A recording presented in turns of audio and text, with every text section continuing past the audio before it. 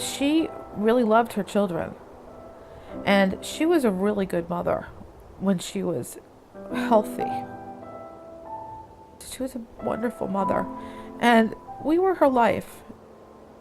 Her husband was her ideal, her man in her life who she loved, and her home was her place of refuge.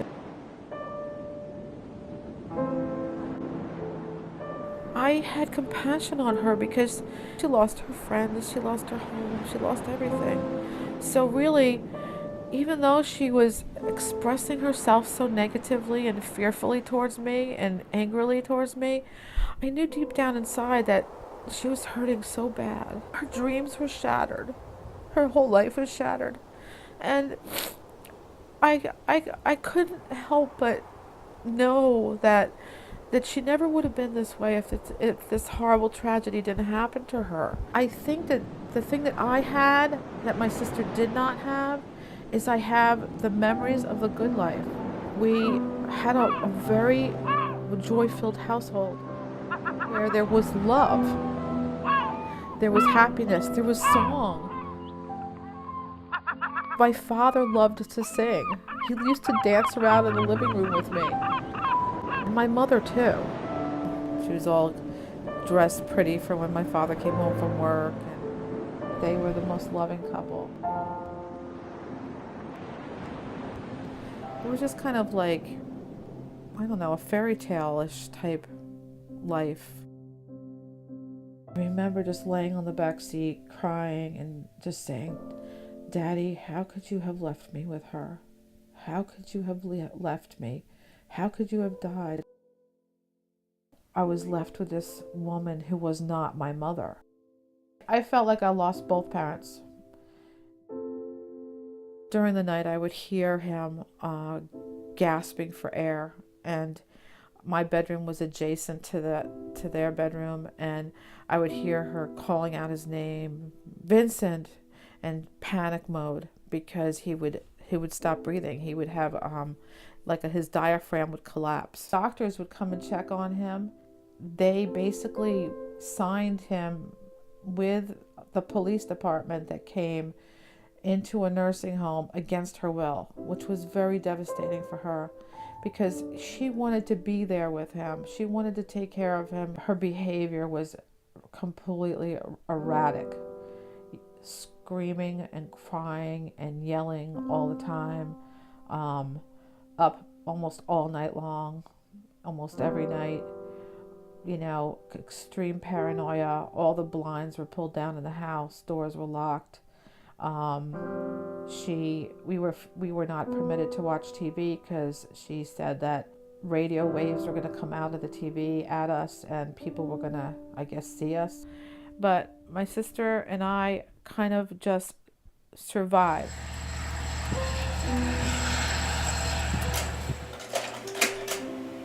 That's cute. Oh, I was in trouble there. That face I remember. My mother got mad. Oh my gosh. That is so cute. My sister and I learned to study her facial expressions, her body language. Even before she would speak, we would know exactly what mood she was in. It was completely untreated and got, really, really bad. Her eyes would look racy. Her face would look tense. Her motions would be abrupt.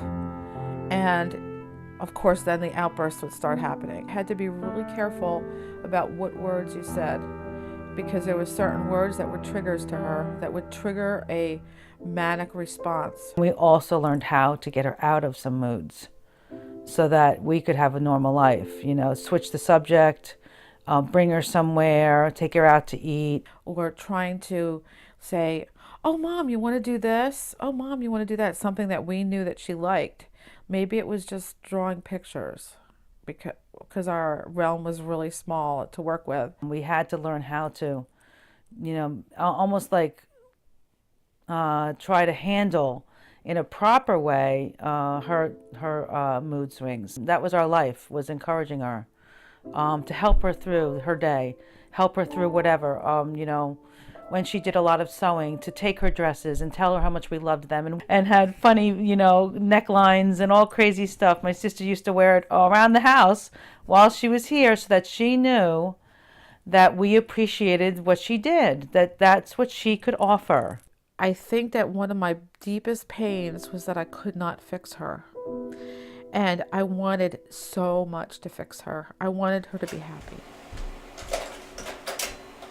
Hey Mom, we're wishing you a harvest of fun for your birthday. And look at the love, with love, Lois and John. Look at the harvest. And the harvest. Oh, cool. Oh my gosh, that's really great. So it was very frustrating, almost feeling like what you're doing doesn't have any meaning. You're trying so hard to make that person happy. And I couldn't bring her the joy that she wanted and she needed. She would say to me over and over again, my life is ended after your dad died. We were just prisoners in that house with her, who was basically she acted like a mad woman. We were just, in our own rooms, not being able to talk to each other. Remember that? We couldn't talk to each other even then. Oh yeah. You'd be in your room, I'd be in my room, and that was it. That's what we did. And listen to her, trying to sleep and get up in the morning and go to school. She would turn Black Magic Woman on her record player and play it day and night, the same song over and over and over again.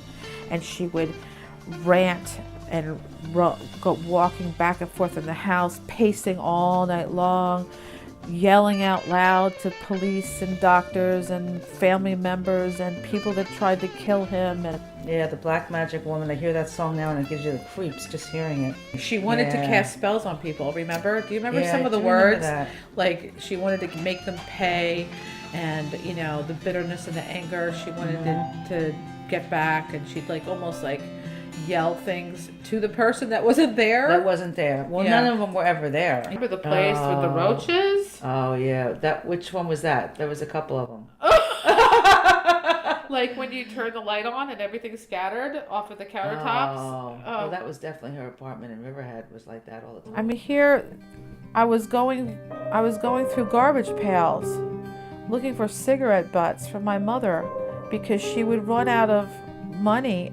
It was the only thing that would calm her down, is if she had her cigarettes. She needed an outlet, and I was the only outlet. So I just became her punching bag. We didn't even have beds. We had mattresses on the floor that we had picked up out of a garbage bin somewhere that someone was throwing out, because she would limit us to the one floor where she could monitor. So my sister and I slept in tents, and that was the only place where we were allowed to sleep. One of the things I do remember was when we were at Montauk Hotel, and my mom had gone out to go to a bar somewhere, and she left both of my sister and I home alone. And my sister was back about 13, 14, and I was about 8. We were asleep, and my sister answered the door, and the guys just came in, and they had been drinking and everything. And when they came in, my sister was in her nightgown, and she had the blanket over her, and one of the guys went and sat with her, and you could tell that only one hand was visible and the other hand was not. And I started to get very upset on the inside as to how in the world we're going to get these guys out of the room. They took my sister and kicked her out because they figured she was too young. I was just panicking, and because I was young, and I was scared, so scared, and there was nobody to call. And so she just started screaming and yelling at the top of her lungs, kicking the wall. She did everything she could. And they got so mad that I was screaming that they just said, we're leaving. And they just got up and left. And honestly, my sister rescued me. Even though she was so young, she rescued me. My sister and I were always a team. We were always a team. Whether she was there or not, we were a team. I visualized her coming into the room with a knife and try to kill me, because she had said that she would kill me before anyone ever had me. So that thought would be in my mind that she would do that. And I was afraid. of that. I was afraid of what she would do to me and afraid of what she'd do to my sister. In one of her tirades, you know, because it's all in her mind. Like nobody was physically doing anything to her at that time, but her mind was tormented. And in the tirade, she could easily do something like that in my mind. We couldn't talk to each other. We played cards. We played cards without talking. I know, because she would get jealous. Yeah, Remember? she got jealous of the attention that we gave to each other. In high school, and I was in the library, and I started reading and checking to see if there was something that I could figure out was wrong. And I finally came across manic depression. We always had to guard everything we said, everything we did. Everything we felt, all of our feelings were not to be talked about. No. Never talk about your feelings. I mean, or what you went through, No. or what you were feeling. It was always just concentrate on her. I was so happy to go to school, but when she was there on the step In her nightgown, and watch us go from class to class, making sure nobody would take us. which was so utterly humiliating.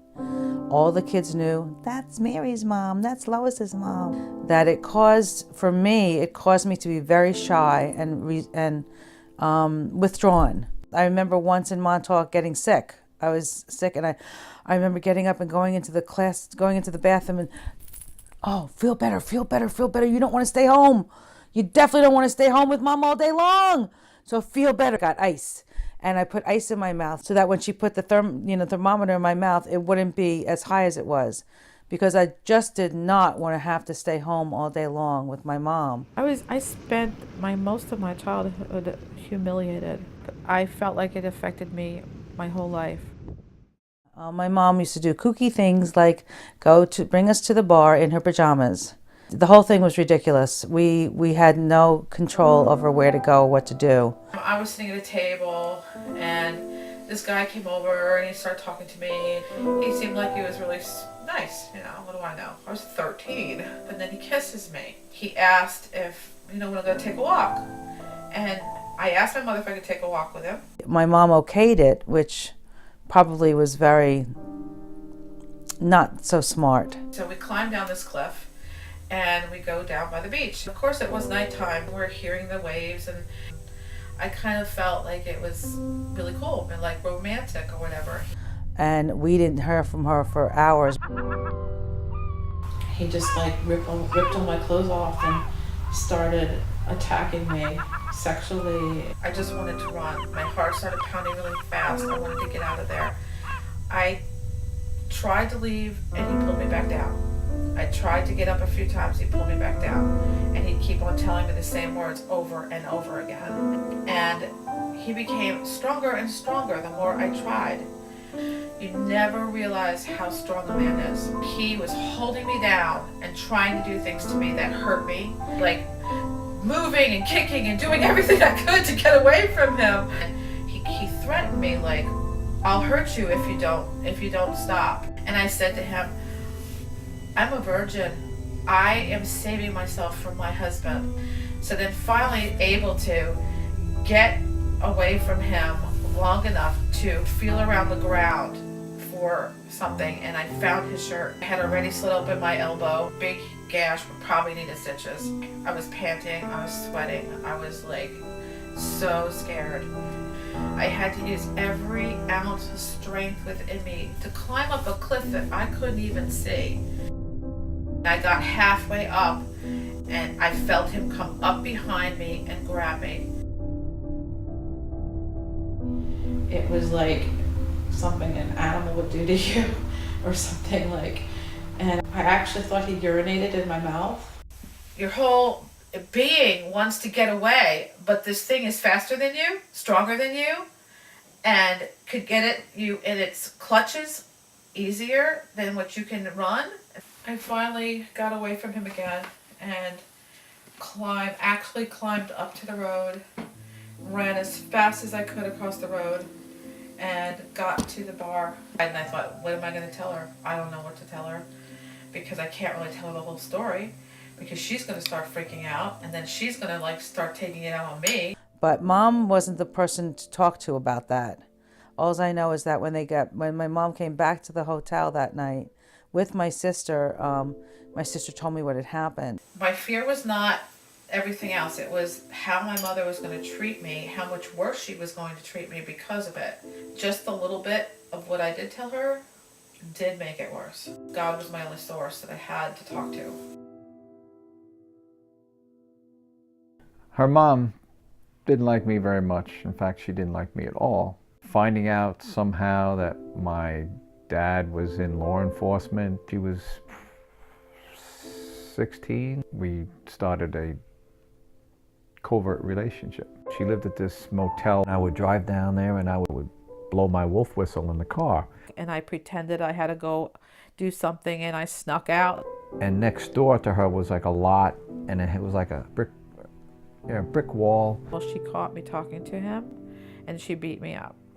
And she literally, I had bruises all over my legs, and she smacked me across the face with a ring, and the ring hit my nose. I thought it was broken. In the corridor of the hotel was like a Coke machine. I drove over there one day and I picked up this note, and she was saying, "I'm leaving, I love you very much. I thought I would never see him again. I'm gonna miss you. I don't know where I'm going, but just remember I'll always love you." And that was it. Even if she goes on with her life, I'll find out that, oh. And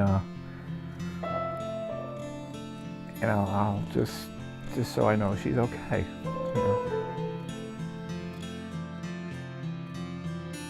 I must have got a letter or something that she was in this area in Bayport, New York, which was about 70 miles away from me.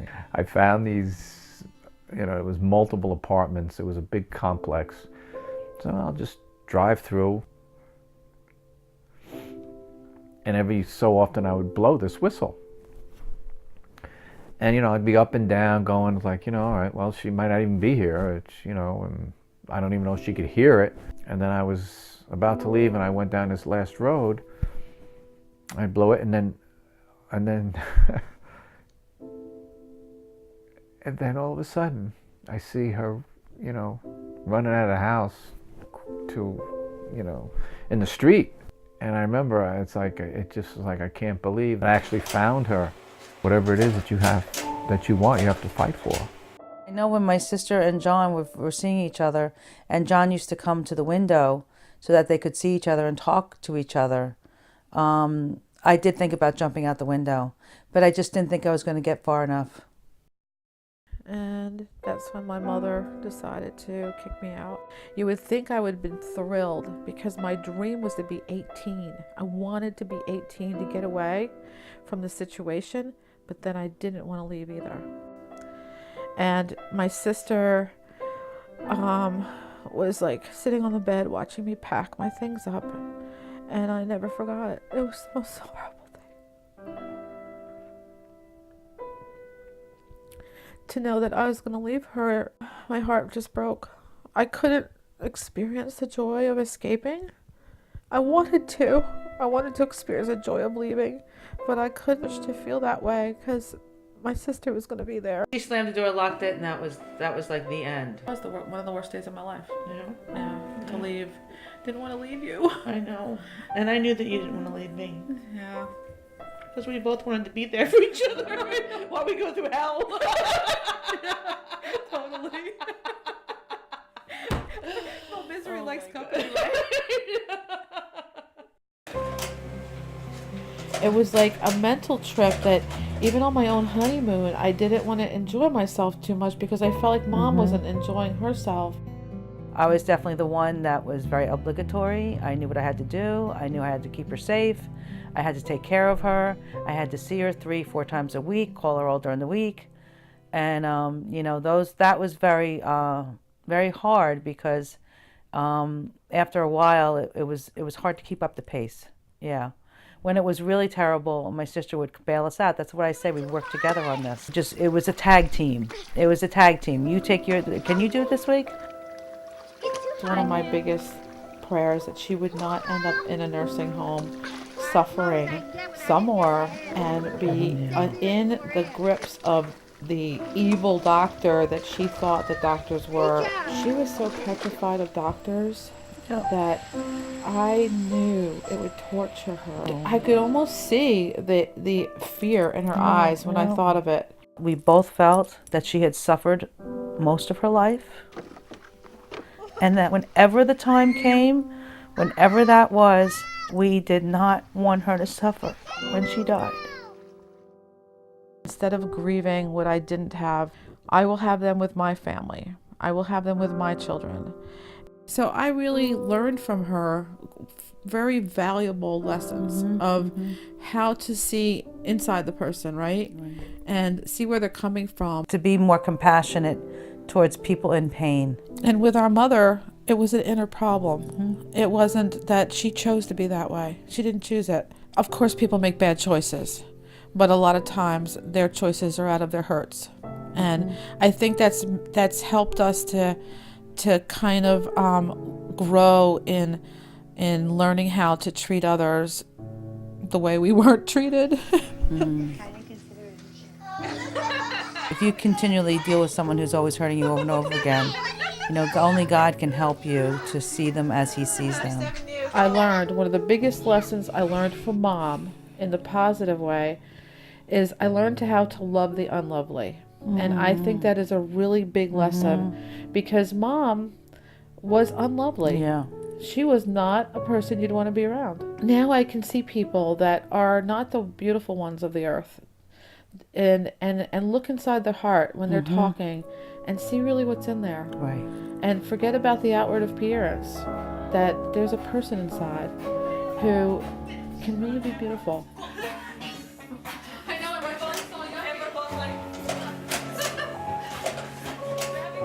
Honestly, we loved her. Yeah. We really loved Yes, her. we did. Yeah. We really loved her. She really was a precious person. And in fact, I still miss her. I know. Yeah. It's like I would save up things, little tidbits to tell her, just so that she'd be happy. Yep. Yeah. It was such a loss. It was such a loss to not have her there anymore, because she loved the kids too. She loved the kids. She had some really good qualities. She was really creative, and she would like sit with my kids and draw pictures and do artwork. And I honestly, in my heart, miss her. And I'm sad that she didn't get to see my grandchildren that were twins. Yes. She always wanted twins. I know. She didn't know how to function and how to go forward, but I give her credit because she didn't try to kill herself. She didn't give up. Even though her mind was so tormented, she was never selfish to give up. She still had the responsibility of these children in her mind. I really respected her for that. When she did die, she died Thanksgiving Day of an aneurysm. And we found out that aneurysms are quick and that she might not have even known that she was dying. I will be so thankful she died on Thanksgiving Day. How much more can we say, thank you, Lord, that she did not suffer? No more suffering mentally, physically. I was so grateful to God that she died the way she did. Dear Mom, it's been 17 years since your death, and I really haven't dealt with the loss of you. I didn't have to protect you anymore. All of a sudden, I didn't have to try to include you in something that we were doing and hope it would work out. The tragedy of your broken dreams broke my heart. I am sad you never met my daughter's husbands, and most of all, my beautiful grandchildren. Many times I would feel guilty for even being happy when you weren't. I have a desire to encourage and help others out of their pain and love them through the hard times. The deep sorrow you suffered your whole life has helped me to understand others and want to be there for them. You loved children so much and always wanted more. Most of all, you talked about wanting twins. My twin granddaughters were born on your birthday. I wish you could have seen them. It would have been your greatest joy. I miss you.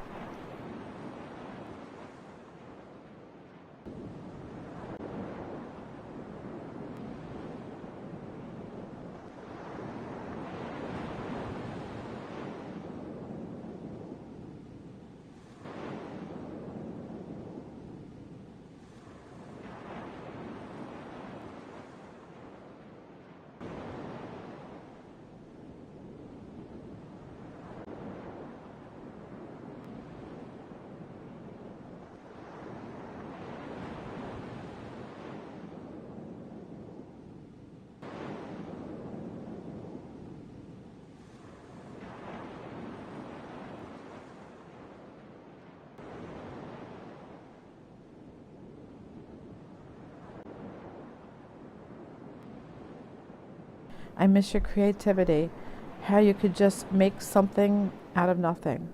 I saw you in me when I made my granddaughters clothes for their dolls. When I think of you, I remember a beautiful person, the one who loved completely with a strong commitment to her family. Those qualities are in me, and I thank you for them. Now I thank God, most of all, that you, I believe, are in His presence, and in His presence is fullness of joy. Finally, the pain has ceased for you. I hold on to the memory of who you really were inside. Because of you, I can see others from the inside out. You will always be dear to my heart, and I will always love you. Lois.